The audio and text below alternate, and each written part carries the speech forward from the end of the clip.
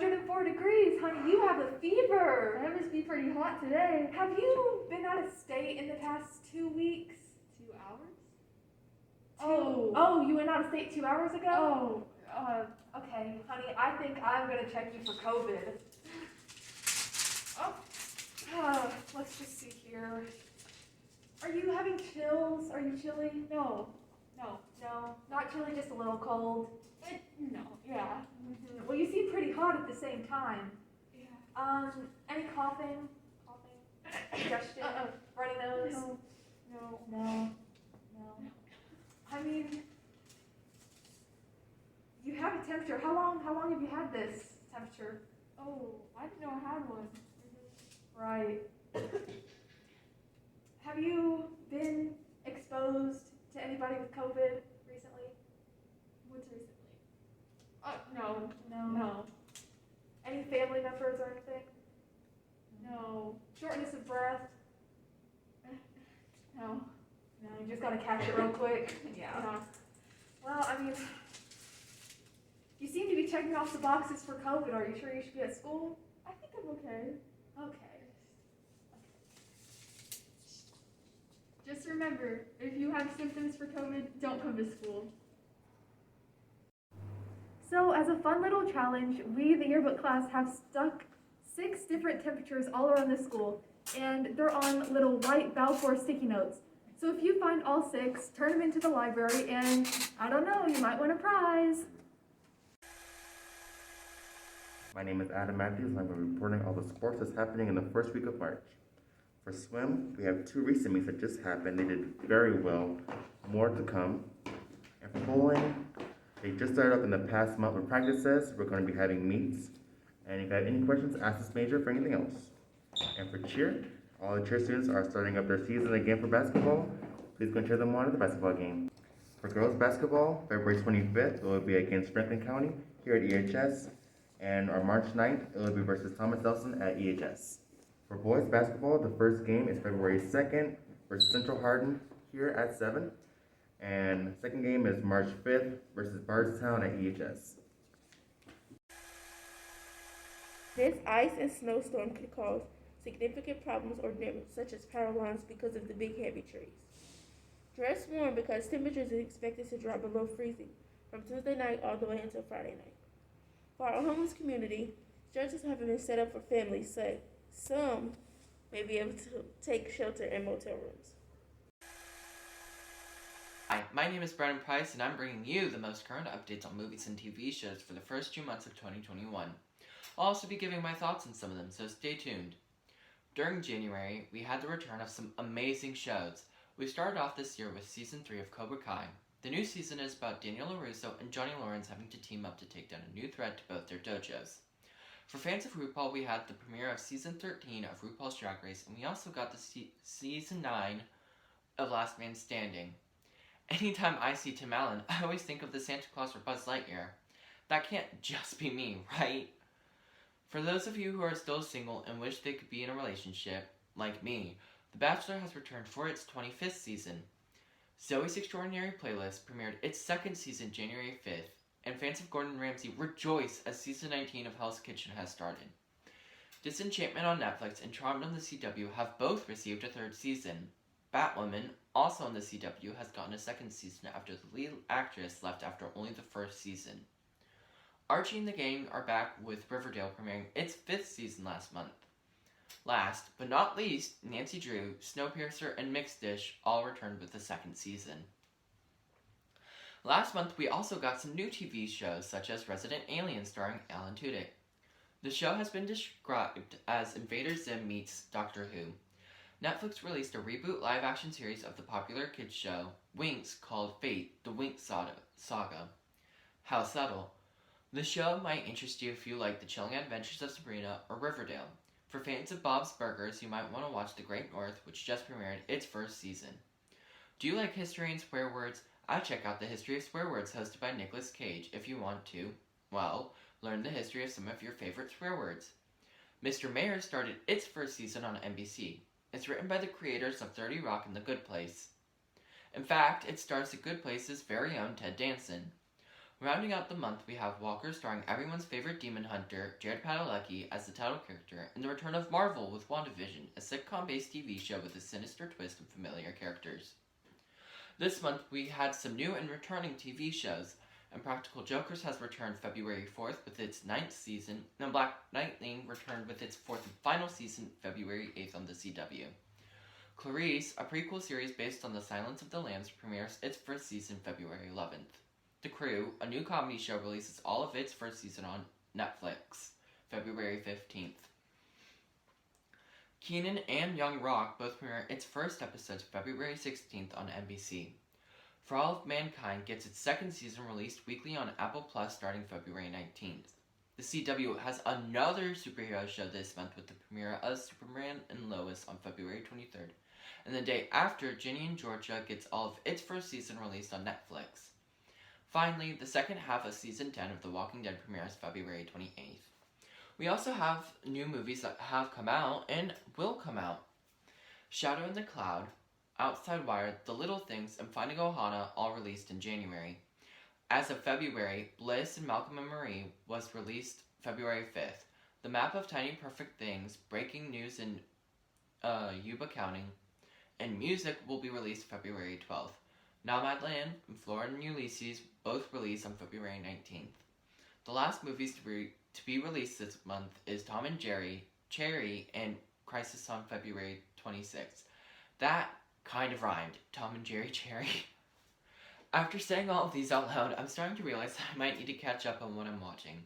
I'm really excited for some of the movies that get released this month though. The Map of Tiny Perfect Things kind of reminds me of Palm Springs or Groundhog Day, so I'm excited to see what they do with the whole day repeating thing. You know, like Groundhog Day. I think that the whole genre has been kind of drawn out for some time now, but I do hope they do something new with it. Nomadland has actually got an Oscar nomination, I believe, because it premiered at the Sundance Festival, and it's a highly reviewed indie film. I personally love indie films because they feel like they're more innovative and less formulaic than bigger movies. There are some kids' movies this month that could be a hit or miss, to be honest. The style that they're trying to do for Tom and Jerry makes me think of the Sonic movie, and as we all know, it kind of started off being a disaster and a nightmare, so let's hope they, don't go that route. Flora and Ulysses looks like a good family film, but unless it does something new, I think it'll become another forgotten live-action Disney movie. Cherry comes out at the end of the month, which is exciting. I believe the film is directed by Joe and Anthony Russo, who have directed Tom Holland before in Avengers Endgame. I'm glad that Tom Holland is getting more serious roles. I think this will be good for his career and to see what his range is. However, some of the Russo's previous action movies, with the exception of Captain America, Winter Soldier, and a couple others, have been kind of mediocre, and the marketing for this movie has kind of made it seem that way as well. I guess we have to hope for the best. The movie I'm least excited about is Music, and be prepared because I'm sorry for this rant. It is an extremely ableist movie, and if you don't know, ableist means that someone is discriminating against someone who is disabled. Music is a film directed and produced by Sia that has been under some controversy lately. The film is about a sober half-sister named Sue that comes into guardianship of her half-sister, Music, who is a nonverbal autistic teen. I have a lot of problems with this movie. Number one, they casted a non-autistic actress to play the main lead after firing an autistic actress because, quote-unquote, the environment was not suitable for her. Maybe it's just me, but that doesn't sit right because I think they could have tried to resolve this issue without firing the original actress, which would have made much more sense. Number two, the movie is produced by Autism Speaks, a known ableist charity that hurts the disabled community more than it helps. Number three, there seems to be scenes of characters beating up Music because she acts out due to her disability. I feel like this portrays an irresponsible method of how to handle someone who is disabled, and as I said before, will end up in doing more harm than good. I think that people do have common sense and won't do it. However, it's 2021, and I never thought I would have to live through a pandemic, so you never know. And finally, my last reason is Sia herself. I love her music, however, I think that she is very problematic. On Twitter, people people with disabilities told her how harmful her movie was, and she ignored them and threw insults at them. And as of recently, today is February 10th, I believe, she apologized for the portrayal of autism in her film, which seems a little bit redundant because, but what can you do? I'm genuinely disappointed in her as an artist and a person. However, on a much hopeful note, the new season of Zoe's Extraordinary Playlist is really good so far. If you haven't seen it, I highly recommend it if you like Ryan Murphy or just musicals in general. The new season tackles a lot of hard themes like grief and racism, and if done right, I think it can be much better than the first season. My only fear, though, is how they will tackle racism. It's a very hard-hitting topic lately, and if they make it a goofy subplot, I think it'll be disappointing. I believe that its last episode for a while will be next week, the week of February 14th to February 21st. That's because it usually airs on Tuesday, but it's going to get switched out for Keenan and Young Rock. That's going to be weird because Keenan and Young Rock, if you don't know what Keenan Thompson, Keenan Thompson, he's an actor on SNL. I think he might have actually retired recently. Maybe not, I might be wrong. But also, Young Rock is supposed to be like a biopic comedy of Dwayne "The Rock" Johnson's life. That one, I don't know how to feel about that. I think it's gonna be kind of meh. Let's hope for the best, I guess. Same thing. Just I think there's potential there, but it's gonna be weird, I think. Um, I've only watched the first season of Cobra Kai, but I've heard it's really I've heard it's really good. However, the first time I watched the first season, I thought it was a little bit cheesy, so I might have to give it a go again so I can understand what's going on. I've also watched The Great North. That can be found on Fox. If you haven't watched it, it's actually pretty similar to Bob's Burgers, and I hope they do something with it so that it finds its own footing. I think it's very similar to Bob's Burgers in the sense that it doesn't really do anything different other than the characters and try to be more inclusive, I guess. But then again, it's only its first season, so we'll see what happens. And finally, the show that came out that I have watched and been obsessed with lately is WandaVision. As a Marvel fan, this show has been a dream come true, especially because of the fact how we haven't had any Marvel stuff in like a year and a half almost. So this is just, if you don't know or if you can't see, I did the chef's kiss. I love the drama and the suspense of the show. I think it's a very good balance of it. It's a very slow burn at the start, so it takes some time to get into it, but I highly recommend this show, even if you haven't watched any of the Marvel movies. You don't really need to know much about them. I mean, I showed my grandmother this show, and she liked it. It is a little bit scary, but it's maybe light blood, that's all I have to say. So if you don't like that, I don't know. It's not like scary like a horror movie, it's scary kind of like, yeah, I don't know, it's not really that scary. But the good news about it is that because of the fact how you don't really need to know much about it, you can kind of get into it quick. And old Marvel fans, if you haven't watched it yet, you'll love the references that are made in them because it references old Marvel movies. Not old Marvel movies, but past Marvel movies. And there's also the whole sitcom thing. It references a lot of sitcoms like The Office, Full House, I Love Lucy, The Brady Bunch. So if you like those or you grew up with those, you might enjoy that too. I think there's something for everybody in it, and like I said, I highly recommend it. But anyways, thank you for listening and being here with me. I hope everyone finds something new to watch, and if you are listening for this for the first time, I hope you have a good rest of your day, rest of your week, and rest of your month. This has been Brennan Price, signing out.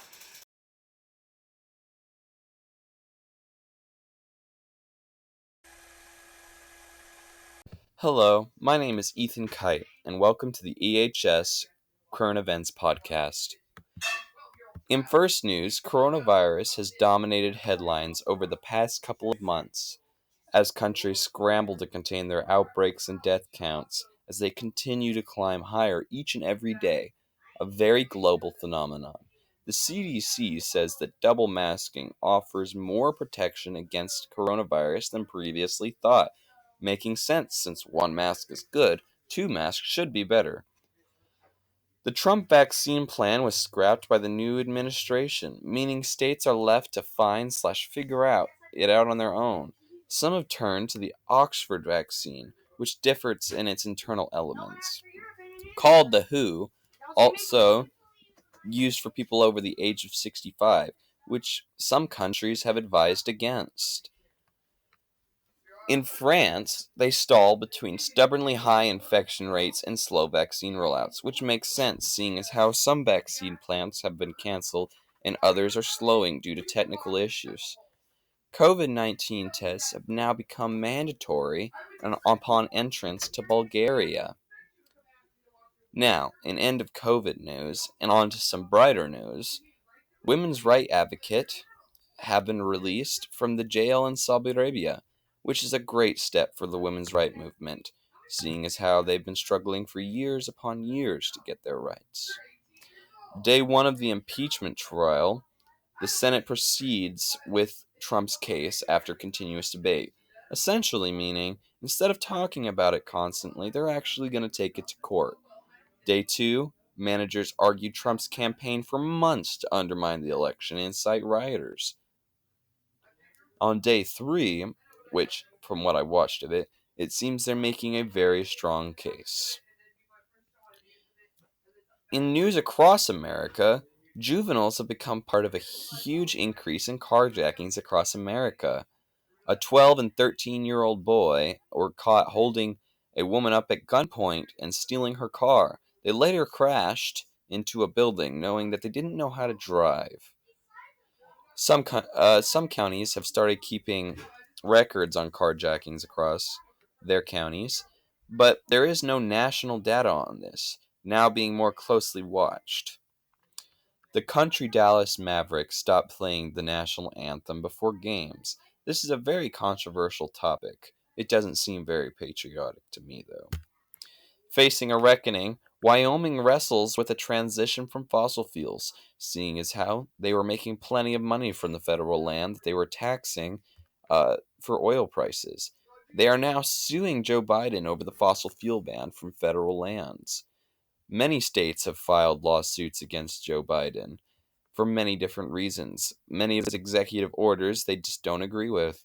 One state has even filed a lawsuit to not follow any of the laws or executive orders Joe Biden has passed, or for his entire administration even, if they go as far as to that. But as you can see, that's probably not a great idea. Well, this is the end of the Current Events podcast. I hope you feel updated, and I hope you tune in next week for the next session. This is Ethan Kite, tuning out of the EHS Current Events podcast. Have a good night and good day. Hi, my name is Ellen May, and I will be talking about Japanese emojis that are in everybody's iPhones that maybe not all Americans know about. And I'll be talking about 32 of them. So actually, the word emoji is a Japanese word. In Japan, it's pronounced emoji, not emoji. It's like emoji. There's a little bit of a difference pronunciation there, but it's not much. So the word, it's literally the part where it's that means like a drawn picture, and then moji means like a letter or like a character. So if you combine that, it's like a drawn picture to character, and that's the emojis that we all use today. There's actually a lot of Japanese emojis that are just purely Japanese, and I will be talking about 32 of them. So the first one, there's actually two of them. It's the Oni emoji. Oni is a Japanese demon. That's what it's called. So this is like your typical devil demon in Japan. Next one is kimono. It's a traditional Japanese dress that it was worn a lot back in the old days. And the third one is the sakura emoji. Sakura is a cherry blossom. It is basically the flower of Japan. You go to Japan, you'll see the trees with these flowers in it everywhere. In the springtime, typically in like April. Next one is the bamboo emoji. It's called kadomatsu. It's a part of a decoration for New Year's, because New Year's in Japan is basically Christmas in America. It's huge, the biggest holiday in Japan. and they would have these things everywhere. This was just part of their decoration. The next one is the wave emoji. It's actually a very famous piece of artwork in Japan. Like, the Mona Lisa, Starry Night, things like that. This one is very famous in Japan. It's called the Great Wave of Kanagawa, and it was made from 1820 to 1831. Next one is the ramen emoji and the fish cake emoji. The fish cake is called kamaboko, and you would see these on the ramen in Japan, and they're pretty good. They just kind of like make it look pretty. Next one is the nabe emoji. It's basically flavored soup with ingredients. It's a typical Japanese dish that you eat in basically the wintertime, and the ingredients would be like vegetables and meat and like a flavored soup. Next one is a sushi emoji. Everyone knows sushi. It's made in Japan with vinegar in the rice, and then there's fish on top. Next one is bento emoji. This is a typical Japanese packed lunch, and you will see it in grocery stores all the time, and people grab it and go to work. It's just your typical meal. Basically, it's more of like a lunch thing. And the next one is a gyoza emoji. It's fried dumplings. We adopted it from China, and it's all over Japan now, but it's really good. Next one is the onigiri emoji. You can also call it the omusubi emoji. It's basically a rice ball with seaweed, and it's compacted to a little rice ball, and it's very good. Next one is the osenbe emoji. It's a rice cracker with seaweed. It's crunchy. It's very good. Sometimes it's flavored with soy sauce. And the next one is the oden emoji. It's a traditional Japanese meal, typically eaten on a stick in a soup, and this is eaten more in the winter time. Next one is the dango emoji. It's sticky rice snack on a stick. Sounds weird, but it's good. Next one is a matcha emoji. It's a traditional rich and thick green tea, and it was made more back in the old days, but it was like more thick back then. Now it's more like a regular liquid. Next one is a sake emoji. It's a Japanese rice wine, and it basically looks like water, but it's alcohol, and they would serve it from those little bottle thingies to little shot glasses, and that was your typical alcohol for Japan, like back in the old days, but now they drink like beer and wine like America does. Next one is the train emojis. There's a lot of train emojis. There's Shinkansen, which is a bullet train, and then there's the Densha, which is a regular train. That's your typical transportation for Japan. Next one is the Tokyo Tower emoji. It's Tokyo Tower used to like represent Japan basically, but now they made a taller building, which is the Tokyo Skytree, which is, I think it's the tallest building in the world right now. But yeah, so there's that. And then the next one is a castle emoji. It's called a shiro. It's a Japanese castle. And if you go to like a Japanese castle in Japan, it's more like a historical landmark that the people back in the old days used to live in, like the wealthy people. Next emoji is the Mount Fuji emoji. It's basically, it represents Japan also. It's a volcano that is 12,388 feet, and I'm pretty sure that's the emoji. It's a little bit, you'll see it, and it's a little bit more blue and like drawings and stuff, but yeah. So there's like snow on the top, that's what the white stuff is. The next one is a post office emoji. It's called a Yubinkyoku. It's just a Japanese post office, and you see like that little red thing on the emoji. It looks like a T with a line over it. Yeah, that is like, if you see that, that's like a post office sign. Don't know why, but yeah, that's what it is. Next one is a shrine gate emoji. It's called a Torie gate, basically. It's a gate of the shrine. Like you go through that, and then there's like a shrine at the end of that where people go to like pray, because their religion is Buddhism. So yeah, it's pretty cool. The next one is the Japan emoji. It's a country of Japan.